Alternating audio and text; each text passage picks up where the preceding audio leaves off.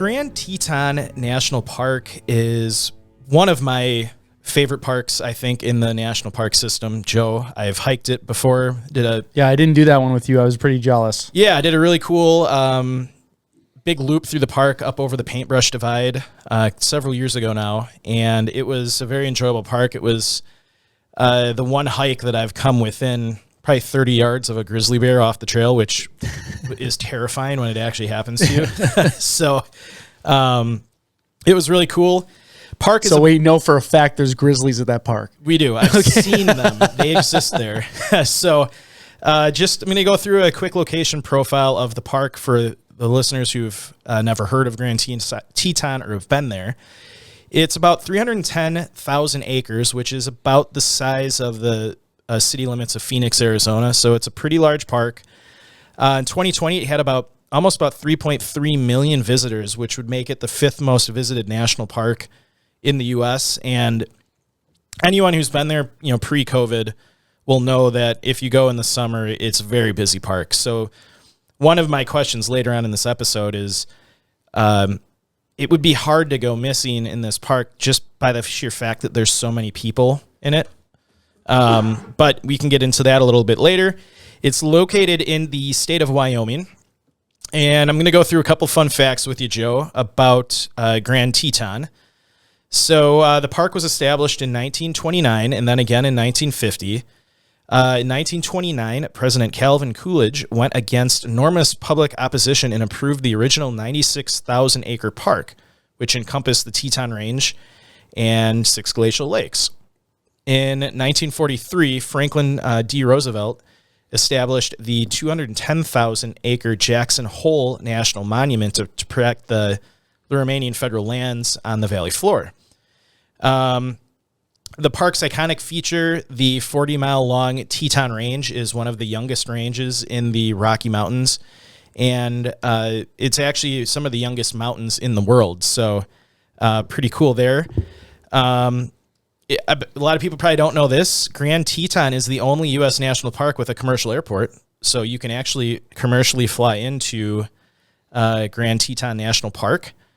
The Jackson Hole Airport was built in the 1930s and became part of the Jackson Hole National Monument in 1943. And then it was absorbed into the national park when the monument was kind of absorbed. So pretty cool. Human history in the Grand Teton region dates back at least 11,000 years when the first nomadic hunter-gatherer Paleo-Indians began migrating into the region during warmer months pursuing food. So this one is kind of funny. So the Grand Teton National Park is named for Grand Teton, which is the tallest mountain in the Teton Range. The naming of the mountain is attributed to early 19th century French-speaking trappers who basically called it the Three Teats. So later on, it was shortened to the Tetons. So it's actually not shortened. Yeah, it's longer. It's been made more politically correct. Yeah, when I hiked there, I didn't know that was the original naming of the mountains, and a park ranger filled us in. Yeah. So I bet he loves filling people in on that. He's probably told that story a million times. Yeah, at least. I mean, there's 3 million people there a year. Yeah. I'm actually, as you're talking, I'm streaming the images from when you were there. So some of these images you're seeing are from Mike's trip. Cool. So just go into a little, I know some people that listen to the podcast absolutely hate when we give these location profiles, but for a lot of people listening, a lot of people like it. So yeah, we like it. So then we're overruling everyone else. Yeah. So I'm going to go over some features of the park. So the climate in the Grand Teton region, referring to our old friends at the Köppen climate classification. Is it Köppen or Köppen? Köppen, probably. It's Köppen. It's got the umlaut over it, so you got to go the O. Oh, Köppen. Yeah. So it's a humid continental climate, which is typified by 4 distinct seasons and large seasonal temperature differences with warm to hot and often humid summers and cold, sometimes severely cold in the northern areas during the winters. And precipitation is pretty evenly distributed through the year. At the time of this disappearance, the average highs would be around 71. The average lows would be in the upper 30s. And there's typically, on average, no snow during June. So, and you'd get about 1.8 inches of rain. So chances are he had pretty good weather for his hike. And based on some of the information we'll share later, it turns out he did. Yeah, we actually have images from the day of, not from him, but from other hikers. Yeah. So as you can see, Joe... I will say one thing. Yes. I'll create a Facebook picture group thing, photo album on Facebook that has all the images. So yeah. Mike's hike, the stuff from the show. I know I fell behind on Gwen. I actually put that one up too. Yeah. I should have put that in the beginning, but we'll have the Facebook picture page for this episode. Excellent. So you can see from some of the pictures, if you're watching, that lower elevations, it's very forestry, if that's a term. Yeah. A lot of pine trees and thick vegetation, and as you get up past the tree line, there's absolutely no no vegetation. So there's really no shelter from the elements once you get above the tree line. And it's obviously very rocky. A lot of the hike at higher elevations, you're hiking on loose scree and, that kind of rock.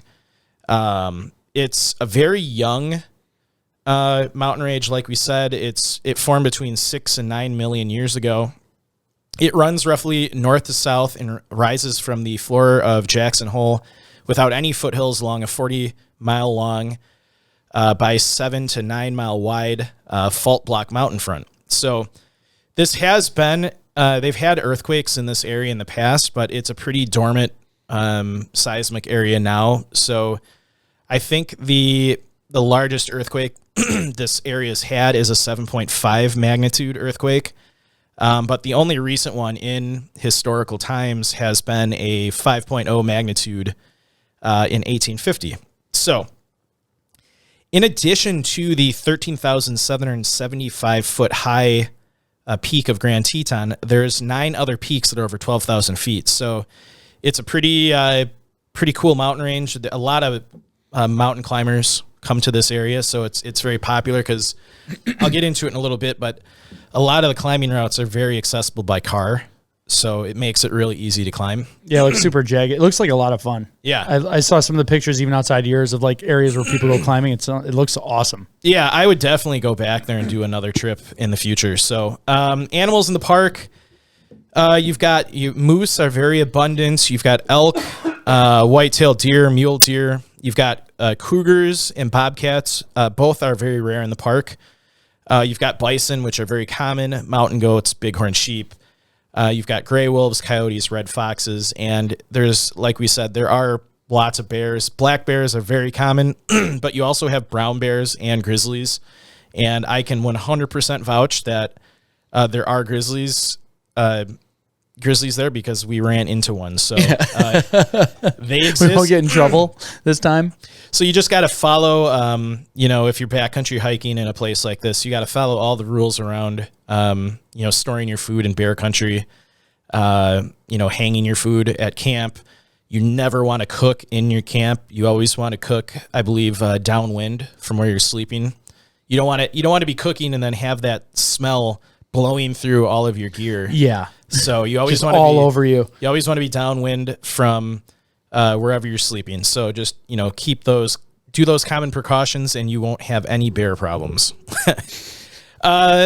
Elevation is one of the major risks hiking in this park. Obviously, you have increased chance of dehydration, severe sunburn, altitude sickness, and these are all aggravated if you have pre-existing conditions. Like we said, the Grand Teton's almost 14,000 feet, and there's no shelter at the top, so you got to be careful. Lightning is a major issue in the summer. They do have storms in the summer months in Grand Teton, and you just got to be mindful of the weather forecast the day you're going hiking, because once you get above the tree line, you're gonna have nowhere to hide. So yeah.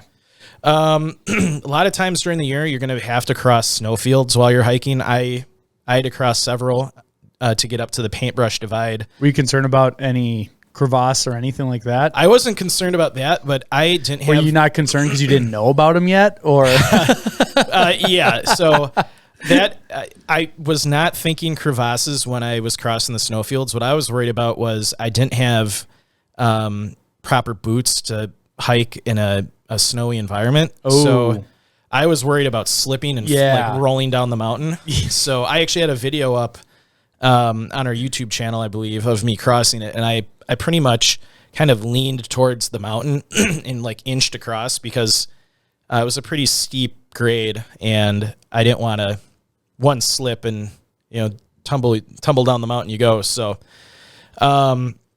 if you're hiking in the winter months or early spring or, very late fall, you may want to bring some, something that will help you cross those snowfields better than just your regular hiking boots. Did you have like an ice axe or anything? I had a hiking pole. Oh, that's all. that won't hold. We were helping stabilize, but it's not going to save. We were hiking in August, so there wasn't that many areas where that had snow, but there were still several that were kind of hairy to cross. Okay. The other ones you're going to have hypothermia in the winter and heat exhaustion in the summer, and ticks at the lower elevations. You got to be careful about that. They carry some pretty nasty diseases. Rocky Mountain spotted fever is one of them. And I remember picking a few ticks off of my pants. So you just gotta be careful. Yeah, it's no good. Difficulty in general. Grand Teton National Park, like I said, is a popular destination for mountain and rock climbers because of the climbs are very accessible by road. Trails are well marked, and routes to the summits of most peaks are long established. And for the experienced and fit, most peaks can be climbed in one day. So that's why people really like it. Climbers don't need a permit either, but are encouraged to register their climbing plans. And we've always encouraged you to tell people of any hiking plan and check in with the ranger station. If you're doing an overnight stay in the backcountry there, you do need a permit. On average, about 4,000 climbers per year attempt the summit of Grand Teton. And the park does have about 200 miles of hiking trails, and they do range from very easy to extremely strenuous. So great park. I think it has something for everyone. If you're not too adventurous when you go hiking, there's plenty of trails that you could do that are well marked, groomed, and you can enjoy the park like I did. So